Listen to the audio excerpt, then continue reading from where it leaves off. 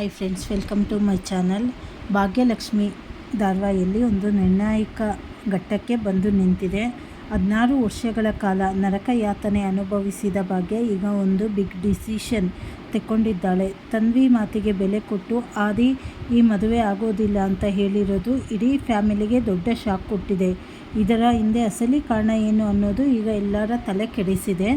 ಇನ್ನೊಂದು ಕಡೆ ತಾಂಡವ್ ತಂದೆಗೆ ಹುಷಾರಿಲ್ಲದ ಕಾರಣ ಅವರು ಆಸ್ಪತ್ರೆಯಲ್ಲಿ ಭಾಗ್ಯ ಹತ್ತಿರ ಒಂದು ಪ್ರಾಮಿಸ್ ತೆಕ್ಕೊತಾರೆ. ನಿನ್ನ ಲೈಫ್ ಚೆನ್ನಾಗಿರಬೇಕು ಅಂದರೆ ನೀನು ತಾಂಡವ್ ಜೊತೆ ಮದುವೆ ಆಗಬೇಕು ಅಂತ ಹೇಳಿ ಕೇಳ್ತಾರೆ. ಮಾವನ ಮಾತಿಗೆ ಬೆಲೆ ಕೊಟ್ಟು ಭಾಗ್ಯ ತಾಂಡವ್ ಜೊತೆ ಮದುವೆ ಆಗಲು ಕಲ್ಯಾಣ ಮಂಟಪಕ್ಕೆ ರೆಡಿಯಾಗಿ ಬರ್ತಾಳೆ. ಆದರೆ ಇಲ್ಲಿ ಅಸಲಿ ಟ್ವಿಸ್ಟ್ ಇರೋದೇ ಶ್ರೇಷ್ಠ ಹತ್ತಿರ. ಶ್ರೇಷ್ಠ ತಾಯಿ ಆಗ್ತಿರೋ ವಿಷಯ ತಾಂಡವಿಗೆ ಗೊತ್ತಾಗಿದೆ. ಈ ಸತ್ಯ ಭಾಗ್ಯಳಿಗೆ ಗೊತ್ತಾದರೆ ತಾಂಡವ್ ಪ್ಲ್ಯಾನು ಫುಲ್ಲು ಉಲ್ಟಾ ಆಗುತ್ತೆ. ಹೊಸ ಪ್ರೊಮೋ ಪ್ರಕಾರ ಭಾಗ್ಯ ಮತ್ತು ತಾಂಡವ್ ಮದುವೆ ಮಂಟಪಕ್ಕೆ ಬಂದರೂ ಮದುವೆ ಆಗೋ ಲಕ್ಷಣ ಕಾಣ್ತಿಲ್ಲ.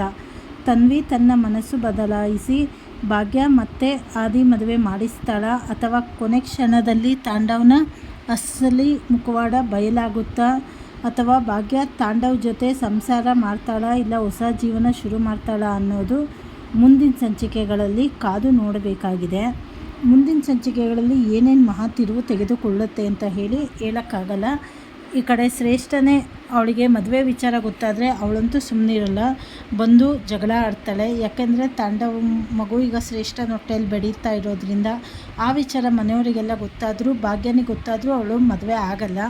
ಮುಂದೆ ಏನೇನೋ ಗೊತ್ತಾಗತ್ತೆ. ಇಲ್ಲ ಅವನಿಗೆ ಬುದ್ಧಿ ಕಲಿಸ್ಬೇಕು ಅಂತಲೇ ಭಾಗ್ಯ ಏನಾದರೂ ನಿರ್ಧಾರ ಮಾಡಿರ್ತಾಳ, ಅವನ ಸತ್ಯ ಎಲ್ಲ ಮನೆಯವ್ರ ಮುಂದೆ ತರ್ತಾಳ, ಇಲ್ಲ ಆ ದಿನ ಮದುವೆ ಆಗ್ತಾಳ ಅಂತ ಹೇಳಿ ಮುಂದೆ ತಿಳಿದುಕೊಳ್ಳೋಣ. ಹೊಸದಾಗಿ ಯಾರು ಚಾನಲ್ ನೋಡ್ತಾ ಇದ್ದೀರಾ, ಚಾನಲನ್ನು ಸಬ್ಸ್ಕ್ರೈಬ್ ಮಾಡ್ಕೊಳ್ಳಿ, ಲೈಕ್ ಮಾಡಿ, ಹಾಗೆ ಶೇರ್ ಮಾಡಿ, ಪೂರ್ತಿ ವಿಡಿಯೋ ವಾಚ್ ಮಾಡಿ. ಧನ್ಯವಾದಗಳು.